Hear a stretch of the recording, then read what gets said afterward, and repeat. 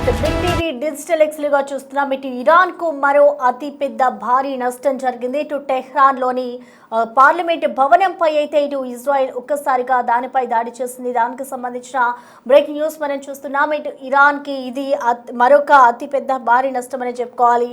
మొన్న ఇటు సరిగ్గా పార్లమెంట్ భవనంపైనే వైమానిక దాడులు చేస్తుంది ఇజ్రాయెల్ దళాలు. అయితే మిసైళ్ల వర్షం కురిపించింది ఇజ్రాయెల్ సైనిక విమానాలు. పాత భవనంపైనే ప్రస్తుతం దాడి జరిగినట్లుగా కూడా ప్రచారం అందుతోంది. ఇటు నష్టం ఎంతవరకు ఉందని దానిపై ఇంకా క్లారిటీ ఇవ్వని అధికారులు ఇటు యుఎస్ జెండాలను పార్లమెంట్లో ఇరాన్ ఎంపీలు తగలపెట్టిన పరిస్థితి కనిపిస్తోంది. ఇరాన్ జెండాలను కాళ్లతో తొక్కుతూ కూడా వాళ్ళంతా నిరసన వ్యక్తం చేస్తున్నారు. అయితే ఆ కొద్దిసేపటికి పార్లమెంట్ భవనంపై అయితే దాడి చేశారు. అంటే చూసుకోవచ్చు, గత 3-4 రోజుల నుంచి కూడా ఇటు ఇరాన్ పై అయితే ఇజ్రాయెల్ అమెరికా దాడులు చేస్తూనే ఉంది. సో వీళ్ళు ఒకరిపై ఒకరు విరుచుకుపడుతూనే ఉన్నారు. సో మరొక వైపు మొన్న వాళ్ళ అధ్యక్షుడు కూడా చనిపోయాడు. ఇటు ఖమేనీ మృతి తర్వాత ఇటు యుద్ధం ఆగే ప్రసక్తే లేదు అంటూ కూడా వాళ్ళు ఇరాన్ అయితే ప్రకటించింది. సో ఇప్పుడు మరొకసారి ఇరాన్కి ఇది మరో అతిపెద్ద భారీ నష్టంగానే చెప్పాలి.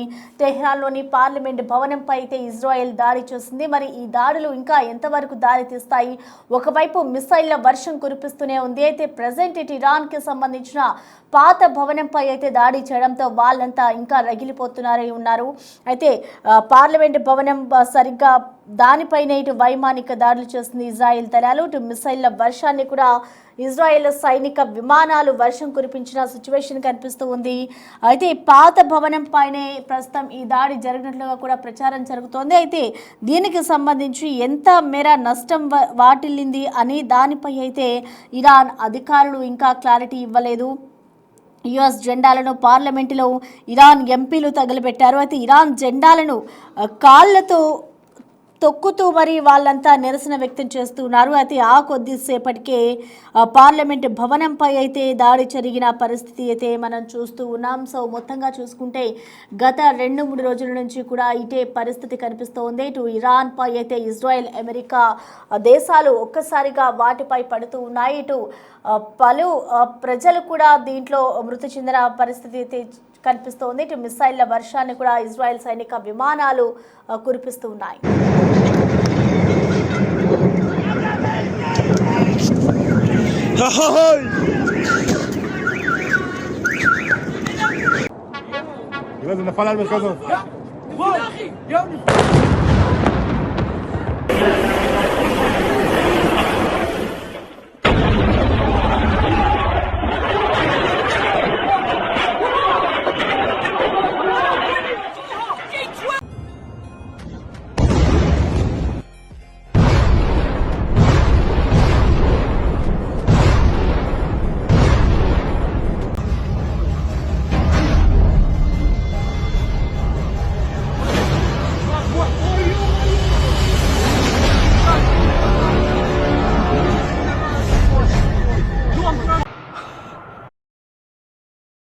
ఇరాన్కు మరో అతిపెద్ద భారీ నష్టం కలిగింది. ఇటు పార్లమెంట్ భవనంపై అయితే ఇజ్రాయెల్ ఒక్కసారిగా దాడులు చేసింది. దీనికి సంబంధించిన మరిన్ని అప్డేట్స్ అందించేందుకు అసిస్టెంట్ ఎడిటర్ రామ్దాస్ మనకి లైన్లో అందుబాటులో ఉన్నారు. రామ్దాస్.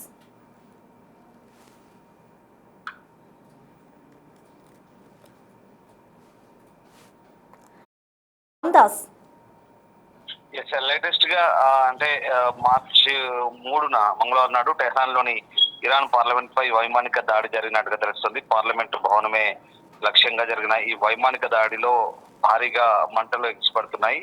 పార్లమెంట్ భవనం కొంతమేరకు ధ్వంసమైనట్టుగా కూడా తెలుస్తుంది. దీనిపై ఇరాన్ నుంచి ఇంకా ఎట్లాంటి అధికారిక ప్రకటన అయితే చేయలేదు. మరోవైపు గల్ఫ్ దేశాలపై ఇరాన్ దాడులు అయితే కొనసాగుతున్నాయి. రియాద్ లోని అమెరికా ఎంబసీపై ఇరాన్ డ్రోన్ అటాక్ చేసింది. అంతేకాకుండా ఇరాక్ లోని ఎర్బిల్ లో యుఎస్ స్థావరాలపై దాడులు చేసింది. ఎర్బిల్ లోని యుఎస్ ఎయిర్ బేస్ పై డ్రోన్ దాడి జరిగినట్టుగా ఇరాన్ ప్రకటించింది. అలాగే ఖాన్జాద్ హోటల్ పై కూడా డ్రోన్ అటాక్ చేసినట్టు వెల్లడించింది. ఆ హోటల్లో అమెరికన్ సైనికులు ఉన్నారన్న సమాచారంతోనే ఈ దాడికి దిగినట్టుగా తెలుస్తుంది. అయితే యుఎస్ అలాగే ఇజ్రాయెల్ సంయుక్తంగా జరిపినటువంటి దాడిలో ఇరాన్ పార్లమెంటు ధ్వంసమైంది. అలాగే అక్కడి నుంచి మంటలు ఎగిసిపడుతున్నాయన్న వార్తలకు సంబంధించి ఇంకా ఎలాంటి నిర్ధారణ లేదంటే ఐఆర్జీసీ సంబంధించినటువంటి బలగాలు ఏవైతే ఉన్నాయో దాని గురించి కీలక ప్రకటన చేయాల్సి అయితే ఉంది. ఒకవేళ నిజంగా అలాంటి దాడి కనుక జరిగితే దానికి సంబంధించినటువంటి టెహ్రాన్ ఇరాన్ పార్లమెంట్ భవనంపై దాడి జరిగిందనే అంశాలకు సంబంధించి ఫార్స్ న్యూస్ ఏదైతే ఇరాన్ బేస్డ్ ఫార్స్ న్యూస్ అయితే అక్కడ కొన్ని వార్తలు అయితే ప్రచురిస్తుంది. అయితే ఈ సంఘటన గురించి ఇంకా పూర్తి అంశాలు అయితే రావాలి. అలాగే అధికారులు పరిస్థితిని ఎప్పటికప్పుడు పరిశీలిస్తున్నారు, గమనిస్తున్నారు. ఈ దాడి ప్రాంతంలో భద్రత గురించి కూడా అక్కడ ఎట్లా ఉందనేది కూడా ఇంకా పూర్తి సమాచారం తెలియాల్సి ఉంది. అలాగే ఈ ఘటనకు సంబంధించి ఇంకా IRGC అయితే ఇరాన్ రెవల్యూషనరీ గార్డ్స్ కార్ప్స్ అయితే ఎట్లాంటి అనౌన్స్మెంట్ అయితే చేయలేదు, స్టేట్మెంట్ కూడా ఇవ్వని పరిస్థితి. అయితే పార్లమెంట్ పై దాడి అయితే జరిగింది. ఖచ్చితంగా భారీగా మంటలు ఎగసిపడుతున్నాయనేది అంతర్జాతీయ మీడియా కథనాలు కూడా వస్తున్న పరిస్థితి కనబడుతోంది. అండ్ దాంతో పాటు ఇప్పుడున్నటువంటి పరిస్థితుల్లో పార్లమెంట్ పై అటాక్ చేస్తే కనుక ఖచ్చితంగా అది పెద్ద అటాక్ అవుతుంది. ఎందుకంటే ఇరాన్ అత్యున్నత విధాన నిర్ణాయక మండలి అయినటువంటి గార్డియన్ కౌన్సిల్ తో పాటు అలాగే పార్లమెంట్ భవనంలో ఉన్నటువంటి ఎవరైతే ప్రతినిధులు ఉంటారో వాళ్ళంతా కూడా అక్కడి నుంచి కీలకమైన నిర్ణయాలు తీసుకునే ఆనవాయితుంది. అయితే అక్కడ అంటే ఇప్పుడు ఉన్నటువంటి సందర్భంలో పార్లమెంటు భవనం లోపల ఎవరు సమావేశాలు కానీ ఇంకా ఇతరత్ర పార్లమెంట్ సంబంధించిన యాక్టివిటీస్ కానీ ప్రస్తుతానికి అయితే జరగట్లేదు. కానీ అదొక ఐకానిక్ బిల్డింగ్ అని చెప్పవచ్చు. ఇరాన్కి పార్లమెంట్ సంబంధించి ఏ దేశానికైనా కూడా పార్లమెంట్ అనేది ఒక అత్యున్నత విధాన నిర్ణయాలు తీసుకున్నటువంటి ఒక భవనంగా చెప్తారు. మరి ఆ పార్లమెంట్ భవనంపై దాడి జరిగితే కనుక ఖచ్చితంగా ఇరాన్కి అది పెద్ద డ్యామేజ్ అని చెప్పాలి. అండ్ ప్రస్తుతానికి అయితే అంటే కొంత భాగం దెబ్బతింది, దాని నుంచి మంటలు వస్తున్నాయని చెప్తున్నాను. అంటే డెఫినెట్ గా ఇరాన్ పై ఇజ్రాయెల్ స్ట్రైక్ చేస్తుందంటే ఖచ్చితంగా అన్ని ముఖ్యమైన భవనాలు లేదా టార్గెట్లని వాళ్ళు ఎంచుకున్నారు. ప్రధానంగా బ్రిగేడియర్ ఆఫీసర్స్ ని టార్గెట్ చేసుకున్నారు. అంతెందుకు అసలు అధ్యక్ష భవన సముదాయాన్ని టార్గెట్ చేసుకుని తొలుత అధ్యక్ష భవనంలో ఉన్నటువంటి సైనిక జనరల్నే వాళ్ళు మట్టుబెట్టిన పరిస్థితి. ఇంకా పార్లమెంటు భవనం అలాగే దాంతో పాటు ముఖ్యమైన కీలక అధికారుల కార్యాలయాలు అలాగే ఇంటెలిజెన్స్ ఆఫీస్ ని కూడా ఇంటెలిజెన్స్ హెడ్ క్వార్టర్స్ కూడా వాళ్ళు టార్గెట్ చేసి ఇద్దరు ఇంటెలిజెన్స్ సీనియర్ ఆఫీసర్స్ ని కూడా మట్టుబెట్టినట్టుగా తెలుస్తుంది. అంటే ప్రధానంగా టెహ్రాన్ తో పాటు దక్షిణ ఉత్తర ఇరాన్ వ్యాప్తంగా కూడా భీకరమైన దాడులు అయితే కొనసాగుతున్నాయి. ఇంకొక నెల పాటు దాడులు జరగొచ్చంటూ అమెరికన్ ప్రెసిడెంట్ అనౌన్స్ చేస్తున్న పరిస్థితి మనకు కనబడుతుంది. అంటే పూర్తి స్థాయిలో దాడులు ముగిలేదు, ఇంకా ఇరాన్ దాడులోకి వచ్చేదాకా.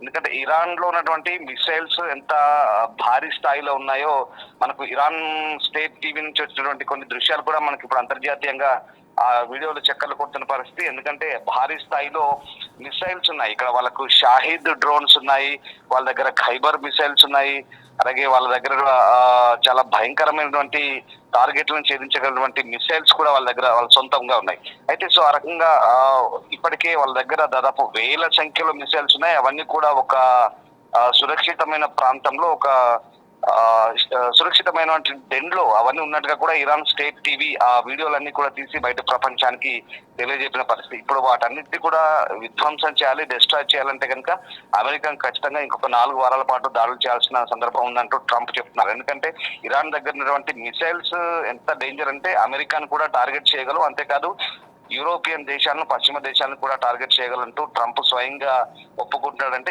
ఇరాన్ దగ్గర ఎంత విధ్వంసకరమైనటువంటి డ్రోన్లు కానీ మిసైల్స్ కానీ మనకు ఉన్నాయో దీన్ని బట్టి అర్థమవుతుంది. సో ఇప్పుడు వీళ్ళు ఈ ఇంటెలిజెన్స్ ఆఫీసులు పార్లమెంట్ భవనం టార్గెట్ చేశారు ఇజ్రాయెల్ వైపు నుంచి.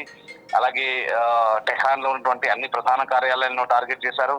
అన్నిటినీ ప్రస్తుతానికి విడతల వారీగా దాడులు చేస్తున్న పరిస్థితి మనకు కనబడతా ఉంది. అలాగే ఇరాన్ వైపు నుంచి కూడా అదే స్థాయిలో రిటాలియేషన్ స్ట్రైక్స్ అయితే జరుగుతున్నాయి. ప్రధానంగా గల్ఫ్ దేశాలలో ముచ్చెమటలు పట్టిస్తున్నారు. గల్ఫ్ దేశాలను అయితే అతలాకుతలం చేస్తుంది. ఈ సిచ్యువేషన్ అంతా కూడా మిడిల్ ఈస్ట్ ని ముఖ్యంగా మధ్యప్రాచ్యాన్ని కంటి మీద కొనుక్కులు లేకుండా చేస్తుంది. కువైట్, ఖతర్, UAE, బహ్రెయిన్ వంటి గల్ఫ్ దేశాలపై దాడులు జరగడంతో అక్కడ ఉద్యోగాలు చేస్తున్న లక్షలాది మంది మన తెలుగు వారు కూడా భయాందోళనతో గడుపుతున్నారు. ఆకాశంలో పేలుళ్ల దృశ్యాలను చూసి ఇక్కడ కుటుంబ సభ్యులు కూడా క్షణక్షణం భయంతో కాలం వెల్లదీస్తున్న పరిస్థితి కనబడుతుంది. ఈ సమయంలోనే మరి మోదీ ఇజ్రాయెల్ ప్రధానితో కూడా మాట్లాడారు. అక్కడ పరిస్థితిని ఎప్పటికప్పుడు అడిగి తెలుసుకుంటున్న పరిస్థితి కనబడుతుంది. ఇక మరోవైపు దుబాయ్ లో పరిస్థితులు కూడా బాగాలేవు. పూర్తిగా దుబాయ్ లో ఉన్నటువంటి ప్రధాన అంటే అమెరికన్ ఎంబసీలతో పాటు అక్కడ ఎయిర్ బేస్ ని టార్గెట్ చేసుకున్నామని చెప్తున్నప్పటికీ కూడా బుర్జ్ అరబ్ హోటల్ ను వాళ్ళు టార్గెట్ చేశారు. బుర్జ్ ఖలీఫా కాదు, చాలా మంది బుర్జ్ ఖలీఫా అంటున్నారు కానీ బుర్జ్ ఖలీఫా కాదు, బుర్జ్ ఖలీఫాను ఆనుకున్నటువంటి బుర్జ్ అరబ్ హోటల్ ని వాళ్ళు టార్గెట్ చేశారు. సో దాంతో ఆ డ్రోన్స్ ని ఇంటర్సెప్ట్ చేసిన కూడా పరిస్థితి కనబడుతుంది. అలాగే ఒక అమెజాన్ డాటా సెంటర్ ని కూడా డిస్ట్రాయ్ చేశారు ఇరాన్ వైపు నుంచి వచ్చిన మిసైల్స్. దీంతో అమెజాన్ డాటా సెంటర్ నుంచి పూర్తిగా ఇప్పుడు ఆ డాటా అంతా కూడా నిర్వీర్యం అయిపోయింది. అక్కడంతా కూడా ఇంకా పరిస్థితులు సర్దుమణిగిన పరిస్థితి కనబడుతుంది. అలాగే దుబాయ్ ఎయిర్పోర్ట్ ని కూడా వాళ్ళు అటాక్ చేశారు. దుబాయ్ ఎయిర్పోర్ట్ మూతపడంతో అక్కడ కూడా పరిస్థితులన్నీ కూడా చాలా ఇబ్బందికరంగా మారాయి. అలాగే దాంతోపాటు సౌదీలోని రియాద్ ఎయిర్పోర్ట్ కూడా అక్కడ నుంచి ఇబ్బంది పడుతున్న పరిస్థితి కనబడుతుంది. అక్కడ కూడా స్ట్రైక్ చేసిన పరిస్థితి. కానీ ఇప్పుడిప్పుడే అబుదాబి నుంచి ఫ్లైట్లు స్టార్ట్ అయ్యాయి. చెన్నైకి, ఢిల్లీకి, అలాగే ముంబైకి ప్రస్తుతానికైతే దుబాయ్ నుంచి ఫ్లైట్లు ప్రారంభమయ్యాయి. ఇప్పటికే నిన్న సాయంత్రం నుంచి ఆ ఫ్లైట్లు ప్రస్తుతం భారత్ కు వస్తున్న పరిస్థితి. మరోవైపు మస్కట్ నుంచి కూడా ఢిల్లీకి ఫ్లైట్లు వచ్చాయి. సో ఆ రకంగా కొంత మధ్యప్రాచ్యం నుంచి ఇప్పుడిప్పుడే ఎయిర్పోర్ట్లు కానీ అక్కడ నుంచి ఈ విమాన సర్వీసులు కానీ కొంత మేరకు పుంజుకున్న పరిస్థితి, మళ్ళీ కొంత మేరకు సర్దుబాటు అవుతున్నాయి. అంటే అది కూడా భయంగా చాలా జాగ్రత్తగా విమానాలను షెడ్యూల్ చేస్తున్నారు. విమాన రాకపోకల సంబంధించి కూడా ఎప్పటికప్పుడు అలర్ట్స్ జారీ చేసిన పరిస్థితి కనబడుతుంది. సో ఆ రకంగా అంటే ప్రస్తుతం ఉన్నటువంటి పరిస్థితుల్లో భారత్ నుంచి ఇతర దేశాలకు, పశ్చిమ దేశాలకు వెళ్లే ఫ్లైట్లన్నీ కూడా ఉజ్బెకిస్తాన్ లేదా కజకిస్తాన్ నుంచి ఇటువైపుగా మళ్ళుతున్నాయి. మిడిల్ ఈస్ట్ వైపు నుంచి ఏ ఒక్క విమానం కూడా పోని పరిస్థితి కనబడుతుంది. మనం ఒక్కసారి ఆ ఎయిర్ ట్రాఫిక్ సంబంధించిన మ్యాప్లు చూస్తే కనుక మిడిల్ ఈస్ట్ నుంచి అసలు ఎక్కడ ఒక విమానం ఎగిరినట్టుగా ఈ 3 రోజుల్లో దాదాపు 72 గంటల్లో ఎక్కడ ఒక విమానం ఎగిరినట్టుగా కూడా లేదు. ఎందుకంటే పూర్తి స్థాయిలో ఎయిర్ స్పేస్ ని మూసివేశారు, నోటం జారీ చేశారు. ఆయా ప్రాంతాల నుంచి కూడా గగనతలాలను మూసివేయడంతో కాస్త ఇబ్బందికర పరిస్థితులు ఉన్నాయి. సో ఆ రకంగా ప్రస్తుతం ఉన్న పరిస్థితుల్లో మరి ఇక్కడ మన వాళ్ళు చిక్కుకున్నారు. వాళ్ళందరినీ కూడా తీసుకొచ్చేందుకు మన ప్రభుత్వం కూడా ఎవరైతే రావాలనుకుంటున్నారో వాళ్ళందరినీ తీసుకొచ్చేందుకు కూడా ఏర్పాటు చేస్తుంది. మన విదేశాంగ శాఖ కూడా అధికారులతో ఎప్పటికప్పుడు మాట్లాడుతున్న పరిస్థితి కనబడుతుంది. సో ఇరాన్కి వచ్చేసరికి ఇరాన్ లో ప్రస్తుతం అయితే పరిస్థితులు చాలా దారుణంగా ఉన్నాయి. ఇంకా మరోవైపు ఇందాక నేను చెప్పినట్టుగా ఎర్బిల్లోని యుఎస్ ఎయిర్ బేస్ పై కూడా డ్రోన్ దాడి జరిగింది. అలాగే ఈ హోటల్లో ఎవరైతే ఇరాన్ విదేశాంగ మంత్రి అబ్బాస్ అరాక్చి ఇచ్చిన స్టేట్మెంట్ ఏంటంటే అమెరికన్ సోల్జర్స్ అంతా కూడా హోటల్లో దాక్కుంటున్నారు, హోటల్లో బస చేస్తున్నారు, వాళ్ళని టార్గెట్ గా మేము వాటిపై దాడి చేస్తాం తప్ప మాకు అక్కడి స్థానికంగా ఉన్నటువంటి వ్యాపార వాణిజ్యాలు కానీ సివిలియన్స్ కానీ మా టార్గెట్ కాదంటూ చెప్తున్నప్పటికీ కూడా దాడుల తీవ్రత ఏంటంటే గురి తప్పుతున్నాయి. ప్రధానంగా అక్కడ ఉన్నటువంటి నివాస సముదాయాలపై కూడా పడుతున్న పరిస్థితి. దీంతో స్థానికంగా ఆ ప్రాంత ప్రజలు ఇబ్బంది పడుతున్నారు. ఇప్పటికే మనకు తెలిసిందే 6 దేశాలన్నీ కూడా కలిసి జాయింట్ గా ఒక ప్రెస్ కాన్ఫరెన్స్ ఏర్పాటు చేశాయి. సంయుక్త కుటుంబంగా ఏర్పడి ఇరాన్ దాడులను ఖండిస్తూ అవసరమైతే తమను తాము ఆత్మరక్షణ కోసం తిరిగి దాడులు చేసేందుకు కూడా సిద్ధమంటూ వాళ్ళంతా కూడా ప్రకటిస్తున్న పరిస్థితి. అంటే ఇటు రియాద్ లో అమెరికా ఎంబసీపై ఇరాన్ డ్రోన్ల దాడికి సంబంధించి కూడా డొనాల్డ్ ట్రంప్ స్పందించారు.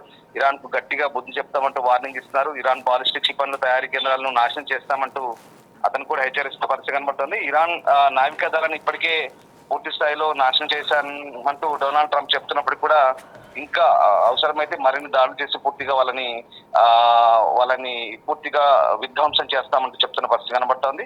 సో ఆ రకంగా ప్రస్తుతం ఉన్నటువంటి సిచ్యువేషన్ లో మధ్యప్రాచ్యంలో పరిస్థితులు ఏమాత్రం బాగా లేవనేది మనకు అర్థమవుతుంది. ఖతర్ కావచ్చు, కువైట్ కావచ్చు, బహ్రెయిన్ కావచ్చు, అలాగే ఆఖరికి ఒమన్ ఒక్కదాన్ని కూడా వదిలిపెట్టారు. వాళ్ళు మధ్యవర్తిత్వం వహించాలనుకుంటే ఒమన్ ని కూడా వదిలిపెట్టట్లేదు. ఒమన్ పై కూడా దాడులు జరుగుతున్న పరిస్థితి కనబడుతుంది. సో ఈ నేపథ్యంలో ప్రస్తుతం ఈ పరిణామాలతో గల్ఫ్ దేశాల ప్రజలు కూడా ఇటు బిక్కుబిక్కుమంటున్నారు. యుద్ధ భయంతో అటు దక్షిణ లెబనాన్ పై కూడా ఇజ్రాయెల్ దాడి చేస్తుంది. ఎందుకంటే అక్కడ హిజ్బుల్లా ఉన్నారు. హిజ్బుల్లా వైపు నుంచి కూడా ఈ వార్ లో జాయిన్ అయ్యారు కాబట్టి హిజ్బుల్లా కమాండర్ ని కూడా లేపేశారు. అక్కడ నుంచి 32 మందిని హిజ్బుల్లా గెరిల్లాలు లేపేస్తూ లెబనాన్ పై కూడా దాడి జరిగిన నేపథ్యంలో అక్కడి నుంచి కూడా స్థానికులంతా కూడా సదరన్ లెబనాన్ నుంచి ఊర్లన్నీ కూడా కాల్ చేయాలని ఇప్పటికీ ఇజ్రాయెల్ ఇచ్చినటువంటి అల్టిమేటంతో వాళ్ళంతా కూడా అక్కడి నుంచి వెళ్ళిపోతున్నారు.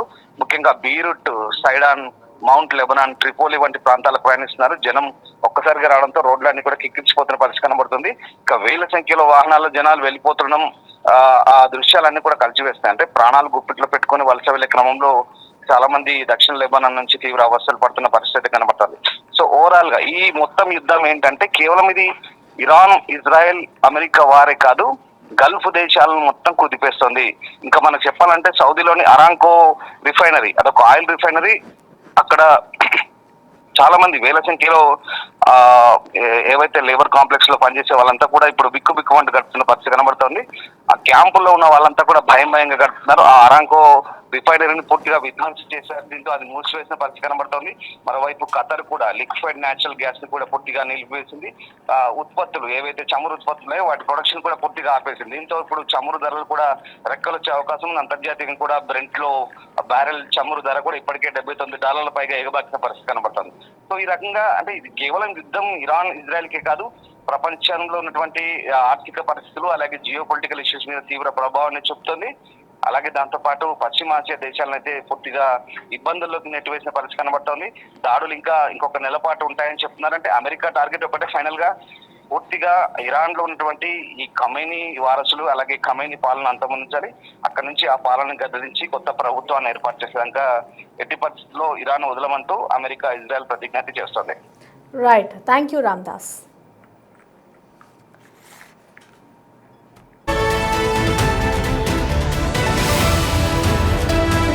ఇటు ఇరాన్కు మరో అతిపెద్ద భారీ నష్టం జరిగింది. టెహ్రాన్లోని పార్లమెంట్ భవనంపై అయితే ఇటు ఇజ్రాయెల్ దాడి చేస్తుంది. ఇటు గత 3-4 రోజుల నుంచి కూడా ఇటు ఇరాన్ పై అయితే దాడులు కొనసాగిస్తూనే ఉన్నారు ఇజ్రాయెల్ అండ్ అమెరికా. సో ఇప్పుడు చూసుకుంటే ఇరాన్ దాని ప్రతీకార చర్యగా కూడా ఇందులో వెనకడిగే వేసేది లేదు అంటూ కూడా ఇటు ఇరాన్ అయితే దాడులు మొదలుపెట్టింది. ఇటు దుబాయ్లోని కొన్ని ప్రాంతాల్లోని షార్జా అలాగే కొన్ని ప్రాంతాల్లో ఇటు తెలుగు వారు కూడా చిక్కుకుపోయారు. అలాగే ఇటు అమెరికా నుంచి ఏవైతే ఫ్లైట్స్ అన్ని కూడా రావాల్సి ఉందో అవి కూడా ఎయిర్పోర్ట్స్లోనే ఆగిపోయిన సిచ్యువేషన్ ఉంది. సో అక్కడే ప్రయాణికులంతా కూడా పడికాపులు కాస్తూ ఉన్నారు. సో నిన్న సాయంత్రం నుంచి కూడా కొన్ని ఫ్లైట్స్ని ఆచితూచి మరి అంటే ఎక్కడ ఎలాంటి ఘటనలు చోటు చేసుకోకుండా ఎక్కడైతే వార్స్ కొనసాగుతున్నాయి వాటన్నిటిని కూడా దృష్టిలో పెట్టుకొని కొన్ని ఫ్లైట్స్ని అయితే తిరిగి మళ్లించడం అయితే జరుగుతోంది. సో ఇప్పుడు దాదాపు మరికొన్ని రోజుల పాటు కూడా ఇటు దాడులు జరిగే అవకాశం ఉన్నందున ప్రజలకైతే ఇటు దుబాయ్లో ఉన్న అధికారులు ఎప్పటికప్పుడు అలర్ట్స్ని అలాగే సైరన్స్ని కూడా మోగిస్తూ ఉన్నారు. సో ఇప్పుడు మరి ఇరాన్ దీన్ని ఏ విధంగా తీసుకుంటుంది? ఇప్పటికే ఖమేనీ కూడా మృతి చెందాడు, అదే ఒక భారీ నష్టం అనుకుంటే ఇప్పుడు పార్లమెంట్ భవనంపై కూడా ఇజ్రాయెల్ దాడి చేయడంతో ఇది మరొక నష్టంగా కూడా చెప్పొచ్చు. మరి ఇరాన్ దీని ప్రతీకార చర్యగా ఏ విధంగా ముందడుగు వేస్తోంది, ఇంకా యుద్ధాలు కొనసాగే అవకాశం ఉంది కాబట్టి దీన్ని ఏ విధంగా తీసుకుంటారు అనేది కూడా వేచి చూడాల్సిన పరిస్థితి కనిపిస్తుంది. సో మొత్తంగా చూసుకుంటే పాత పార్లమెంట్ భవనం పైనే ఇటు ఇజ్రాయెల్ దాడులు చేసినట్లుగా తెలుస్తోంది. కానీ ఇప్పటి వరకు ఇరాన్ ప్రభుత్వం దీనికి సంబంధించి స్పందించలేదు. అంటే ఎంత మేర నష్టం వాటిల్లింది అనేది కూడా ఇంకా తెలియాల్సి ఉంది.